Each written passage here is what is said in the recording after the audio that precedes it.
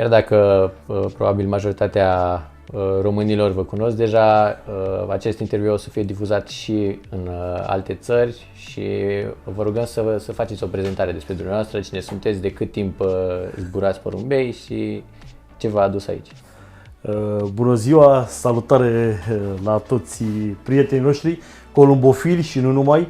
Numele meu este Mădălin Tănase, sunt licențiat în educație fizică și sport, cu specializări în mai multe ramuri și discipline sportive, cum ar fi artele marțiale de contact, sportul național al românilor, vorbim de oina românească, asemănător cu baseballul, dar prima dată la noi în țară a luat ființă dinainte de 1300. Sunt cadru militar activ de peste 2 decenii. Cresc porumbei de la vârsta de 6 ani. Porumbeii au avut loc cam în același timp și cu luptele. Pentru mine porumbelul a însemnat o mare pasiune și acum mă gândesc, pentru că eu am fost un copil cu probleme sociale și materiale, adică pe scurt, am fost un copil foarte sărac și chiar mă mândresc cu treaba asta. Porumbeii m-au ajutat foarte mult, m-au ambiționat foarte mult, am cunoscut oameni cu diferite funcții, profesii, prin această columbofilie când eram copil și eram tare mândru ca să vorbesc cu dumnealor, să ascult un sfat de la dumnealor și uite că și eu am ajuns acum la vârsta de 47 de ani. Nu mai sunt un tânăr, sunt un bărbat în toată firea, să spun așa, realizat și profesional, din toate puncte de vedere, și sportiv, și columbofil. Deci dacă înveți și carte, crești și porumbei, eventual dacă îți place și sportul de înaltă performanță, poți să practici și sport de înaltă performanță. Eu în artele marțiale în lupte, deci vorbim de sportul uman, sunt multiplu campion național în diferite ramuri și discipline sportive, medaliat la campionatele europene, vicecampion european, dublu campion european, câștigător de cupe mondiale în diferite ramuri și discipline sportive. Partea columbofilă, sunt multiplu campion național în diferite uniuni columbofile, atât la UCPR cât și la UCP în campionatele județene, deci la FCPR Columna. Vorbim de un campionat foarte puternic la noi în județul Prahova cu peste 2000 de membri, unde am câștigat în 2020 această, da, la Izium, înainte de război, da, din Ucraina, a fost locul 3, da, și locul 19 pe lansare din 22.000 de porumbei, dar acest porumbel este și locul 4 maraton Grand Prix, da? Aici avem și rezultatele la acest porumbel, da? Și la Harkov și la Izium. Deci să putem spune așa, și pentru copii, pentru tineri, chiar eu sfătuiesc copiii să crească porumbei, pentru că le dă o responsabilitate. În 2004 am înființat și clubul sportiv Ambiția Mădălin, Ambiția MMA. Oare de ce? Ca să ajut copii care provin din diferite medii sociale. Atunci am început cu copii care veneau din stradă, copii răi, copii care erau cunoscuți în mediul familiar sau în societate ca fiind foarte violenți, și atunci am canalizat pe sport și nu mai au creat probleme în societate. Aveam centre de plasament și acum avem copii tot la fel. Am făcut un mix, avem copii din toate mediile și sunt ok. Dacă le dai într-un cadru legal și organizat o activitate de înaltă performanță, fie ea și chiar columbofilie, să știți că se schimbă. Exact cum a spus-o și celebrul boxier Mike Tyson, da? Este un simbol în întreaga lume. Și mai ales că îți dă o responsabilitate. Deci porumbelul, mai ales că unește diferite profesii, diferite funcții, diferite confesiuni religioase, ne aduce pe toți la aceeași acoperiș, da? exact cum se întoarce micuțul nostru sau micuții noștri campioni din competiție vin acasă. Super, foarte frumos, aveți o istorie bogată, o istorie plină de motivație și acest lucru se vede și prin rezultatele dumneavoastră. Hai să trecem puțin la detaliile tehnice din experiența noastră ca și columbofil, din cunoștințe și porumbeii dumneavoastră. În primul rând, ce porumbei dețineți în crescătorie? Care e baza crescătoriei dumneavoastră? Porumbeii, să spun așa, cei care i-am luat în urmă cu 40 de ani, chiar îmi pare rău că nu mai am acea sușă, acel sânge aici, dar în 2008 am mers la marele nostru campion, domnul maestru Cosmin Olteanu, și am luat mai mulți porumbei. Cea mai bună femelă pe care am luat-o de la domnul Cosmin Olteanu, la maestru Cosmin Olteanu, ea a fost încruțișată tot cu mascul de la dumnealui, un aer în camp, și alți porumbei de la Bădin Vasile, de la Coman Cătălin, de la Bebe Chicheanu. Ei deci am încrucișat acești porumbei de la domnii doctori Stănescu și cu domnul Dobre, da? Și efectiv am creat o linie de porumbei care merg de la 100 de km până la 1500 de km. Ei câștigă în toate direcțiile de zbor și pe ruta Ucraina, da, cum se vede aici, dacă este aceeași sânge, și Bulgaria, Grecia, Polonia, Slovacia, deci sunt aceiași porumbei care zboară în toate direcțiile, chiar cu schimbare de rută și câștigă peste tot. Super. Dacă am vorbit de porumbei, ce categorii de zbor vă place să jucați în general cu ei? Da, aici prima dragostea mea. De mic copil mi-a plăcut distanțele foarte mari, exact că vin din sport și întotdeauna mi-a plăcut să lupt în categorie semi-grea și întotdeauna nu am ținut cont de adversari. Și eu cred că categoriile de lungă distanță atunci e cu totul altceva.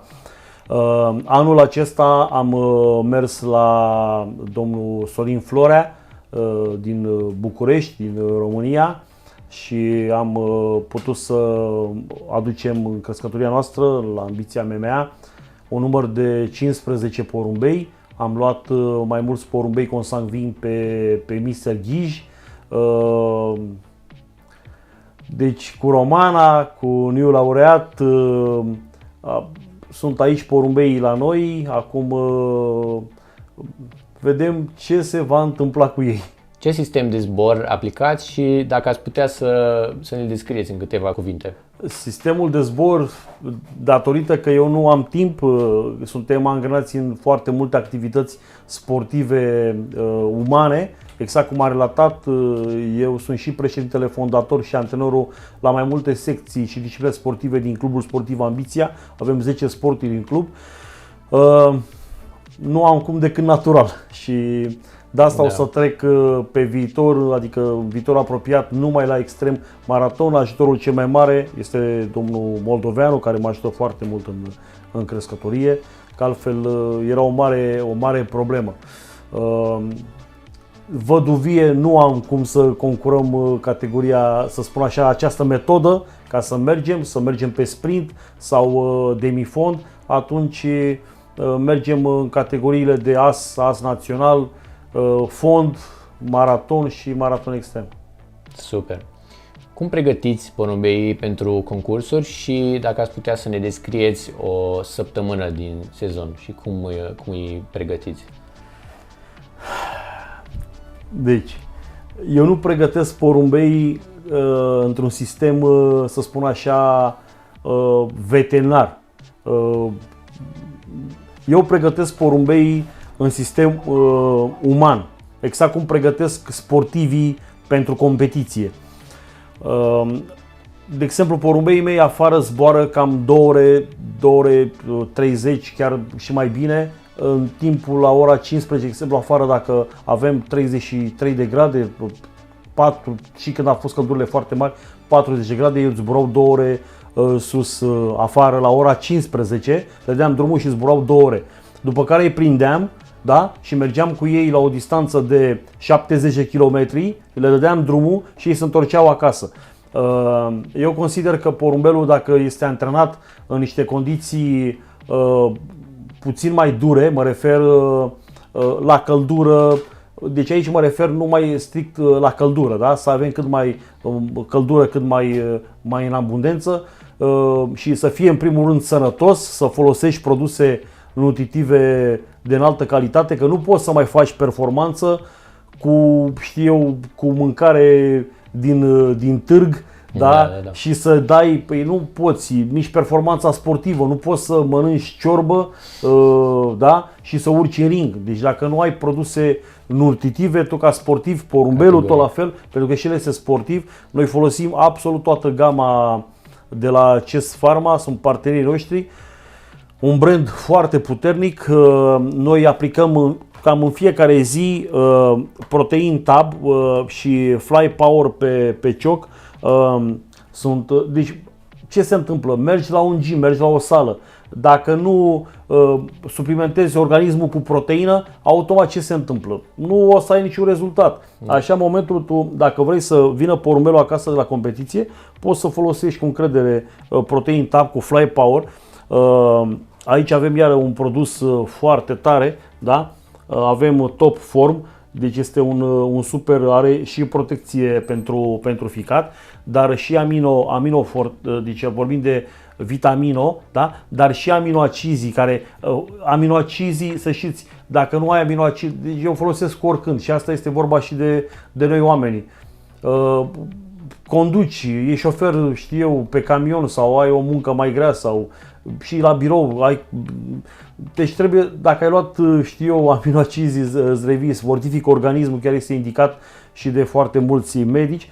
Aici avem Elite Drops, în care noi punem Elite Drops și la plecare la competiție, dar și la sosirea din competiție, pentru că împiedică tricomonoza, desfundă căile respiratorii, adică ajută foarte mult porumbelul să nu ia microbi, dar și desinfectează, adică este un produs super top care cu acest produs am câștigat, eu zic că cu acest produs am câștigat locul 3 la Izium. Noi nu eram parteneri cu CEST, am fost la Buzău, dar am cumpărat Elite Drops și cu Vitamino. Când puneți porumbei în pereche și de ce alegeți perioada respectivă din an? Dacă vorbim de matcă, cam în ianuarie. Îmi doresc foarte mult să îi punem în decembrie la perechi. Mi-ar plăcea să scoatem pui mai devreme, dar datorită timpului pe care nu-l am pentru porumbei, cam în ianuarie. Deci aici unde locuim noi, în această zonă, temperaturile sunt puțin cu oscilații și trebuie să îi împerechem puțin mai târziu, să scoatem pui puțin mai târziu datorită climei de afară. Da, am înțeles. Da. Puii pe care îi obțineți în urma împerecherii, în ce sistem îi jucați și până la ce distanță? Cum îi zburați?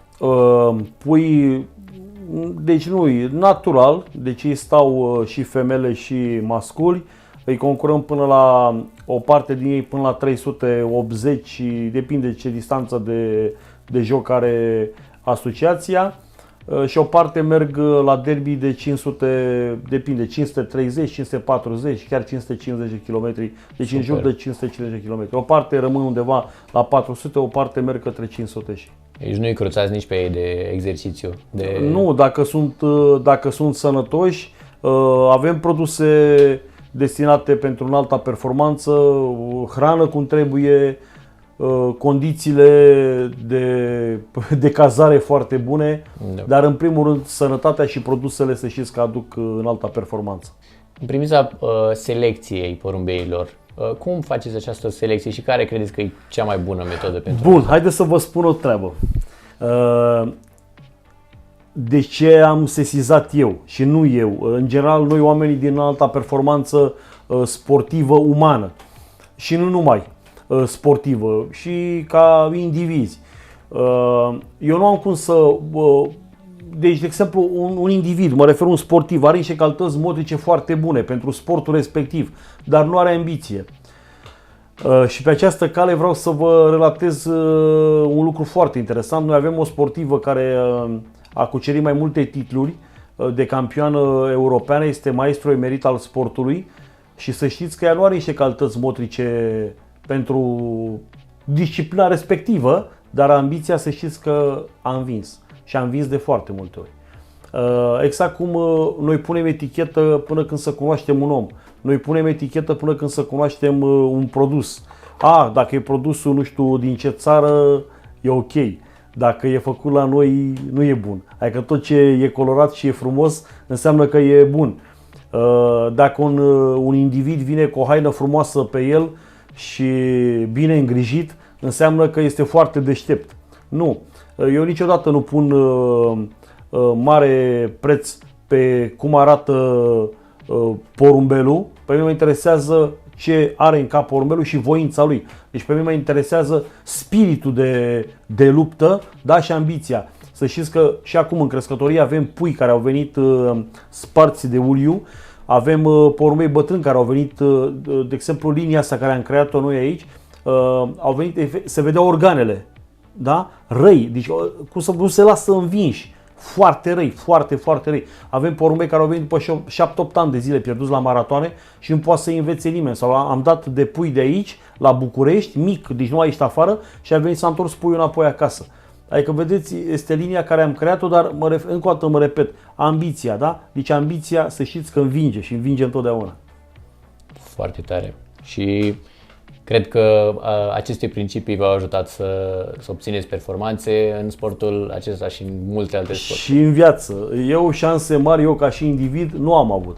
Șanse de nicăieri.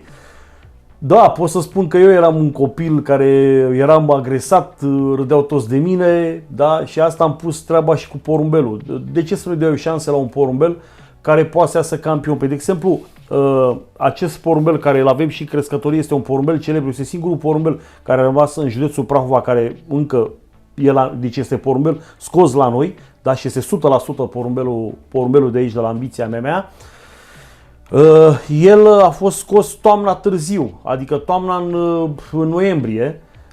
Eu am plecat la un curs, porumbeii au fost împreună și a ieșit acest pui.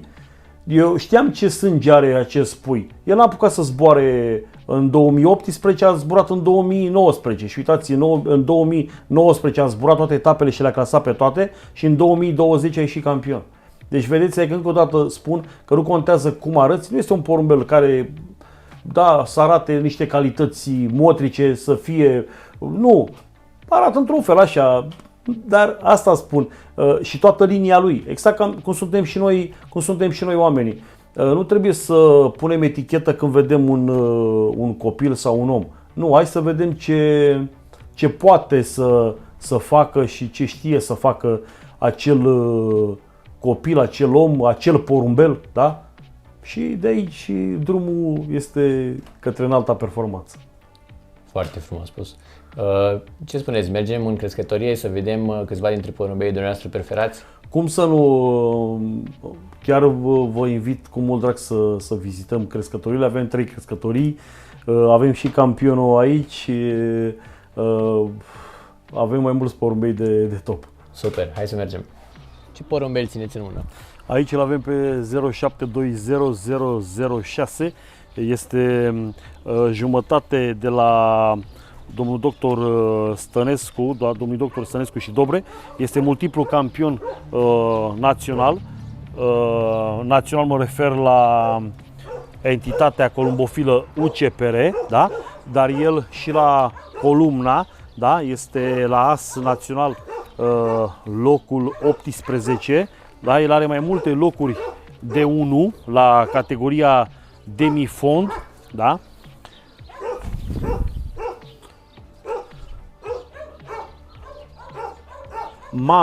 Mama este de la Simion plus Dumitran. Deci aici avem pe campionul 50, 31, 35 din 2018. Este porumbelul care ne-a adus multă bucurie. Da, este această linie pe care am creat-o aici, dar tata lui este un porumbel care l-am primit de la domnul doctor Ștefan Anderlich, bunul meu prieten de maraton, dar este un porumbel de maraton. Și tata lui, în combinație cu această linie pe care am creat-o, da, a dat pe acest campion. Este un campion neînvins, da, porumbelul care a rămas, da, singur și fiii din el a dat din nou locuri de 1. Deci aici această linie de porumbei numai locuri de 1 transmite. Deci este o adevărată nebunie, mai ales pe vreme rea, pe timp urât, da?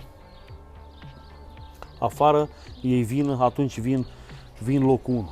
Super. Porumbei de etape grele. De etape grele și catastrofale. Da.